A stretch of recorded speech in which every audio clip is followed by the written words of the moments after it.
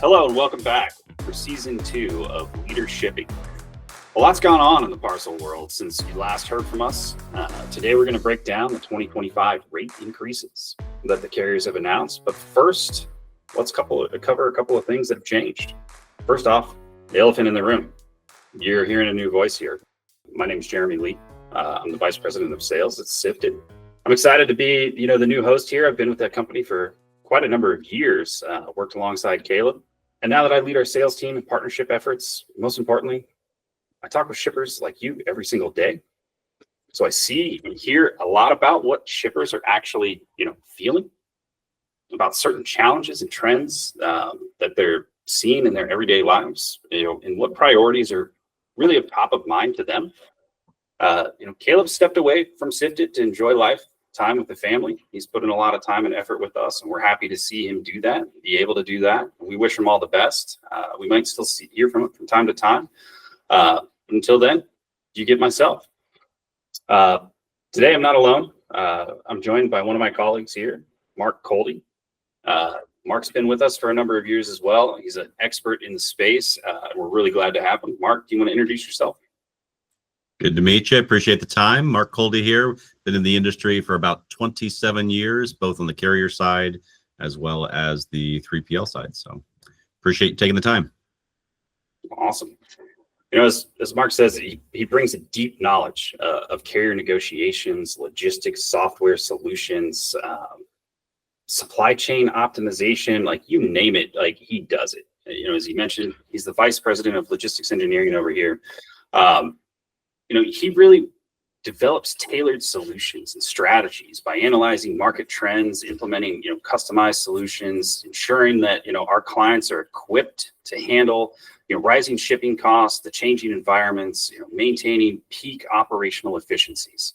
Prior to joining us, Mark gained an exceptional amount of knowledge of the industry in roles that DHL Global, Insource Spend Management Group, and AFS Logistics. So, when I say that we're really lucky to have him here, we really do mean it. So, let's jump right in. The first topic that we have here, FedEx and UPS, they've both announced the same average increase, right, for their GRIs. And for the second year in a row, it's that 5.9%. I think I had a crystal ball a couple months ago when I wrote a prediction about all of this stuff. So I wish that came along with like a lottery ticket or some sort of winnings here. But I really want to break this down and see what shippers can start to expect from all of this.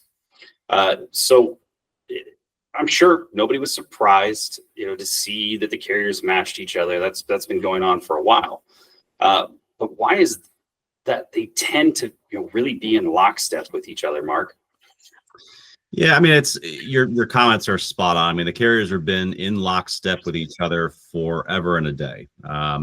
Really, ever since DHL exited the domestic market back in 2009, we saw sort of that emergence of the duopoly, and price fixing is illegal, so they're very careful on how they release their pricing practices. But the reality is, from a shipper's perspective, the carriers have been and continue to be in lockstep on how and when they release their pricing.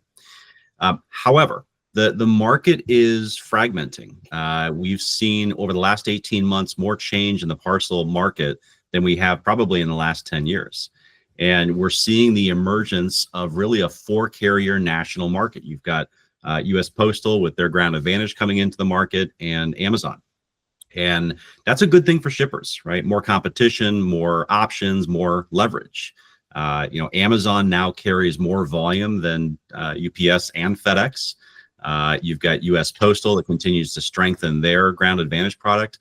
There is rumor that in 25 they will start to have net billing terms to replace EPS and the old CAPS accounts and the prepaid postage. So it will make it easier for customers to do business with them. Then you add to that the regionals and the super regionals, the old LaserShip and the merger of those, and OnTrack, now covering more than 70% of the US population. You've got a lot of final mile providers. So the stronghold that UPS and FedEx have had is starting to loosen, and we're seeing that telegraphed in what and how they release in their pricing practices, and in particular their GRIs. Got a follow-up question here for that. During COVID, we saw a lot of folks under constraints from the two big carriers there, and a lot of folks were starting to look at splitting out their volume, diversifying the carrier. That was the big word, right? Diversification during COVID. Now we've seen that UPS has invested, FedEx has invested in their network. Volumes have kind of normalized. Are you still seeing those same kind of trends where people are looking to diversify?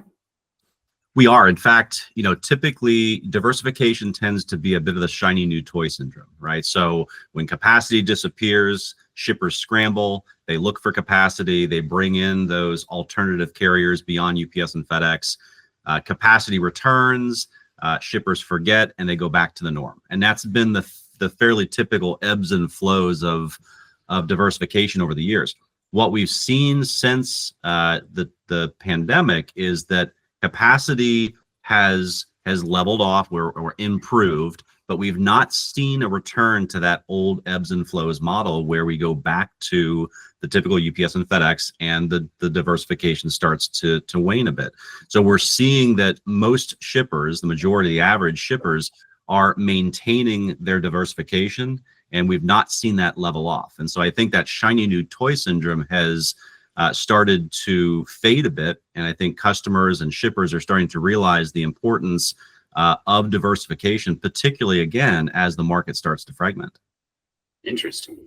So we think other carrier options are here to stay this time.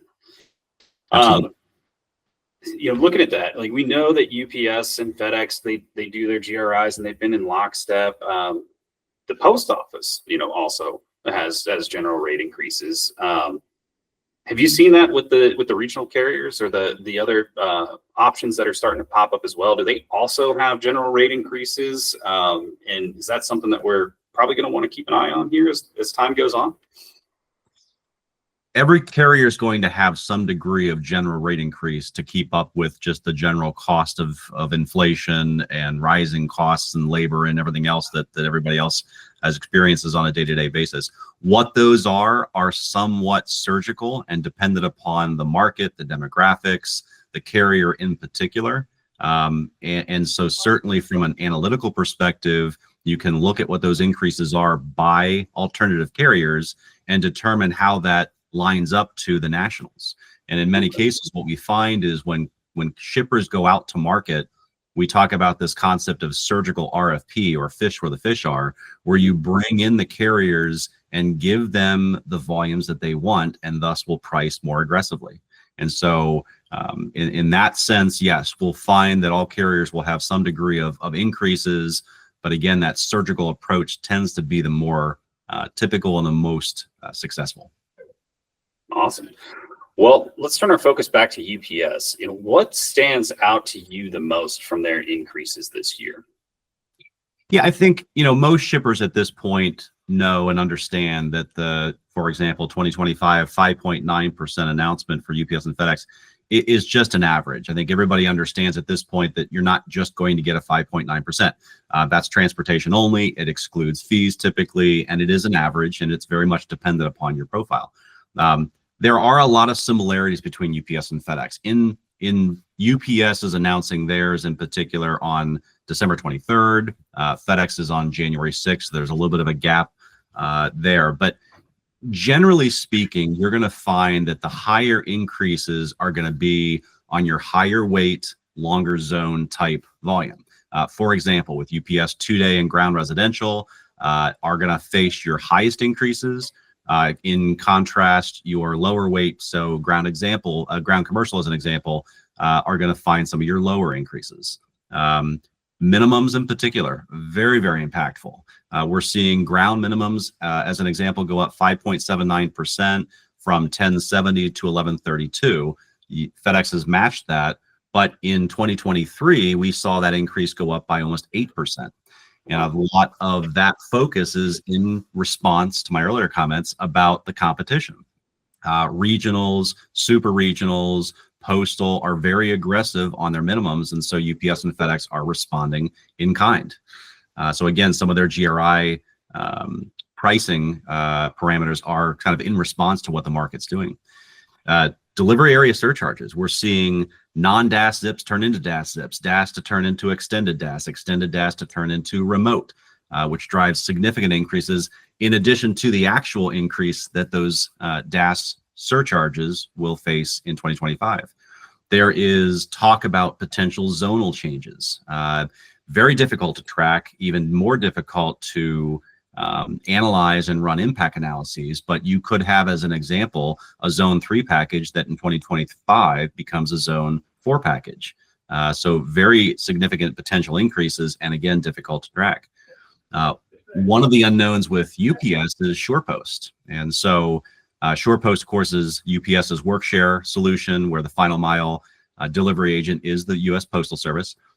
Louis DeJoy, in his Delivering for America plan, announced that they are removing DDU discounts. That's that final mile induction point or the local post office. They are removing discounts for consolidators or work share partners to inject volume into that final mile DDU. As a result, what are they going to do in 2025? That's a TBD. Nowhere in the GRI announcement with UPS did they mention SurePost.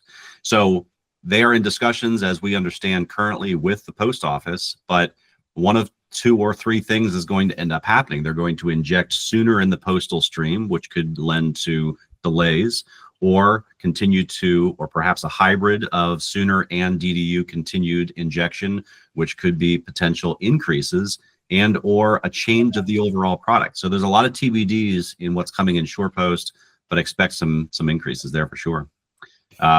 I think fees, certainly the ever-present, and again, typically not applicable to general rate increase caps if you have those. They've announced credit card fees of 2%, which actually took place already in October. And both carriers have really gone after high cube fees. Additional handling and large package or oversize with FedEx have gone up between 26 and 28%, or will go up in 2025. And UPS, unlike FedEx, is now introducing a 40-pound minimum billable weight for additional handling. So like their large package where you have a 90-pound minimum, so you take the highest, or they take the highest of the physical, the dimensional, or a 90-pound min, same logic now applies for AHS, where again, they'll take the greater of those 3 with a 40-pound minimum. That has a significant potential impact for higher cube shippers, and should be mindful when you're looking at switching between. And there's also talk. I want to stop right there for a second, because we saw this happen before. When the carriers changed from, what was it 60 pounds? They dropped it down to 50, and that was back in like the 2017, 2018 timeframe. And now we're seeing this again, where it's dropped another 10 pounds. Previously, folks might have optimized their business to, stay within that 50-pound threshold and avoid that. Now they're going all the way back to the drawing boards again. Like, what type of, changes are they going to have to make? Like, are people seeing this? Do they have the tools that they need to address this? Yeah, I mean, it's a fair point. So the AHS weight, to your point, was 60, and it was more of an OSHA-driven rule, but they did move that down to 50. And so that, of course, had a fairly sizable impact to shippers. This is going to be a similar one. And at least for now, it's one-sided, UPS only, where, again, customers, if you have a 10-pound actual, a 20-pound dimensional, you would today pay 20 pounds. In 2025, you're going to pay 40 pounds. So again, it has a significant potential impact on that, and very, very difficult for the average shipper to be able to capture that, to analyze that, and understand what the true impact is. Because again, it's not just a straight one-to-one analysis. You've got variables on those 3 potential weight breaks. So it has the potential to be pretty significant.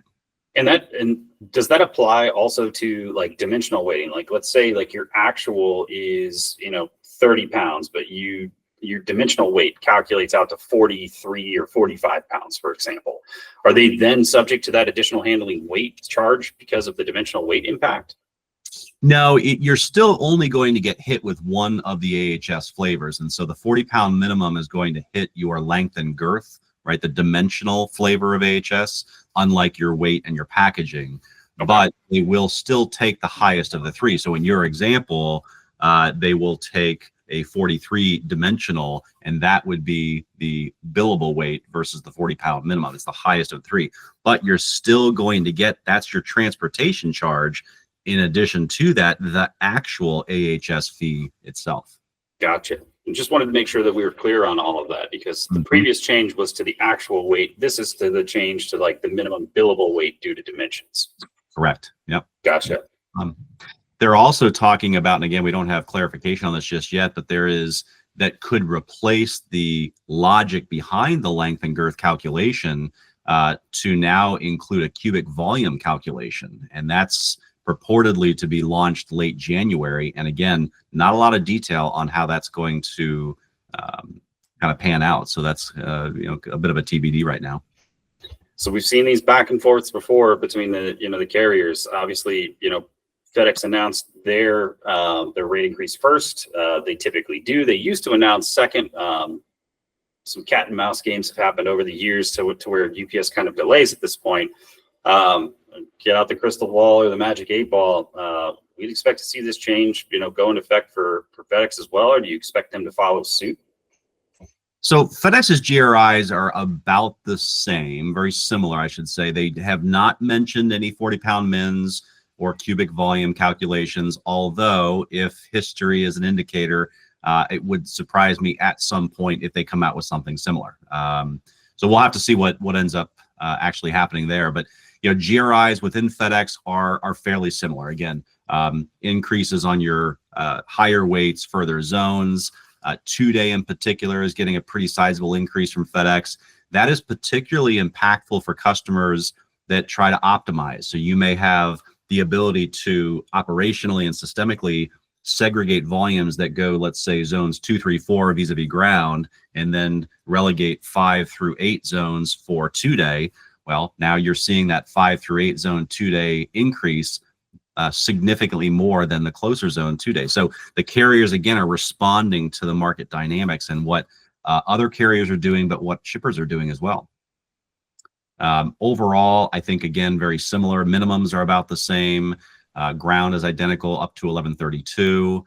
Ground economy, which is the old SurePost, shouldn't have the same unknowns as SurePost, because as FedEx rebranded SurePost to Ground Economy back in 2020, they've moved away from the post office as the delivery agent, and home delivery through their contractor network now delivers that product. So they are somewhat insulated from all of these postal increases. So that's a bit of a TBD. Although if that direct competition, which is your consolidator market, postal as well to a degree, if those increases start to take hold and prices go up, we could see a change in pricing behavior from FedEx on their ground economy service. So a bit of a TBD as well there. But again, biggest difference is that they don't have any of those cube-based 40-pound mins and cubic-based volume rules that we've seen yet. We'll definitely be taking a look to see, probably trying to get ahead of the ball, just to say, hey, this is what it might look like for many of our clients should that actually come down. Nobody wants to wait till the last minute to have that happen.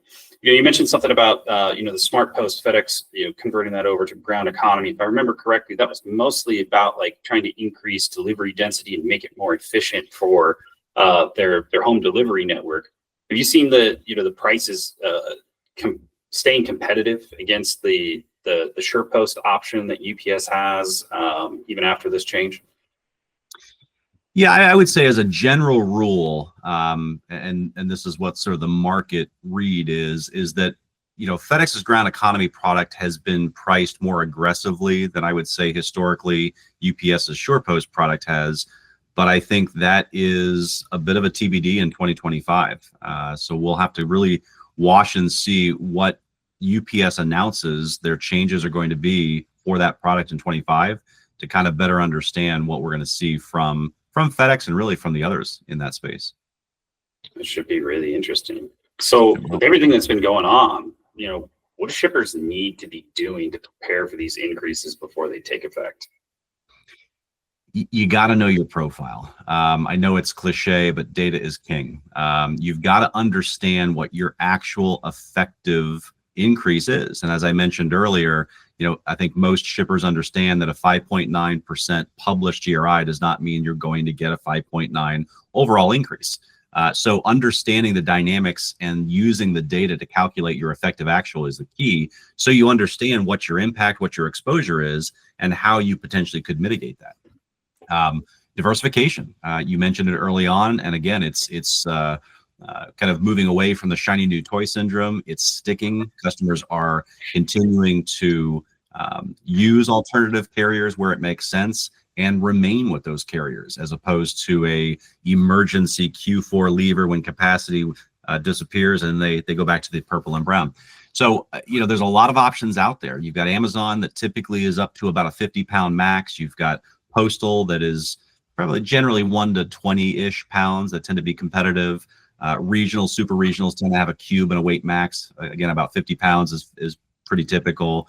A lot of your final mile. So, we talk about this surgical RFQ type approach, or what I mentioned earlier on the fish where the fish are. And I think that's very appropriate because, where you can go out to the carriers and give them what they want and what they do best with, both on transit and price, you're going to end up winning, provided that you're also mindful of any potential revenue band impacts from your incumbent carriers, which is a bit of a balancing act. But if you can do it and do it successfully, you create more insulation and you are less prone to issues when the next carrier market swing comes and capacity starts to disappear again. I would say that generally it's knowing your data, understanding how to extract it, how to interpret it, how to action it, and then how to measure it and make sure from a compliance perspective that what you're doing is working. I love that. I typically always say, can't change what you can't see, and you can't measure what you can't. What is it that I always say? Goodness gracious, I completely messed that up. Ultimately, the point is you need to be able to see what's going on, and you can't change it if you can't measure it, right? And so you've got to be able to have that visibility into it. I think you've been saying that all the time, get your hands wrapped around on what's going on, what's been impacting you, what are you doing in your business, and how are the changes ultimately going to roll out into there. And then, take action based on that information that you can actually see, and then measure against that. Did that change have the effect that you actually were hoping to have? If it didn't, you need to make, adjustments to it and try again. Well, thanks for joining us today, Mark. Any closing remarks that you have for us before we go? I think the most telling would again be that this market continues to evolve. We've seen shipper and carrier markets, that pendulum swing back and forth. It will continue to swing back and forth. The good news for the general shipping public is that as we see the current shipper market swing back to a carrier market, which we expect to see at some point in 2025, it's going to be a different market, and we're not going to see it swing back to a duopoly market anymore. So it's a double-edged sword, because that's good news and potentially good leverage for shippers that have the ability, the insight, and the analysis and the tools to be able to understand what the impacts are, how to properly diversify, and ultimately mitigate some of those increases, and just better insulate yourselves on a go-forward basis. I think that's awesome. If somebody has any questions for you, is there a good way for them to reach out and get a hold of you? You bet. Easiest way is email, mark.kolde@sifted.com. And we're always willing to take any and all questions. Love to set up time with you if you have questions or additional insights from today's discussion. Well, thanks again, everyone, for tuning in. Hopefully you got some good takeaways from this conversation. If you're looking for help prepping for the GRI, optimizing your parcel options that you have out there, you can reach out to Mark. You can reach out to myself. I'm jeremy.lee@sifted.com. We'll also put the LinkedIn profiles in the show notes below. Sifted has tools that can measure your actual GRI impact. We do this in real time for all of our current clients right now. As soon as these things are rolled out, we're crunching the numbers and putting that out so that they have plenty of time to take action. We're really out here to save you a bunch of time, uncover those insights, mitigate any of the impacts that we have. We just launched our 3rd generation logistics intelligence platform. It's called Sifted AI. And we could spend a whole episode talking about just that and the features and everything that went into it and how it got developed and how it can help shippers like you So come out, check it out, take a look. We'd love to have a conversation with you and show you, where we're taking the world. Thanks again, everyone. We'll see you next time.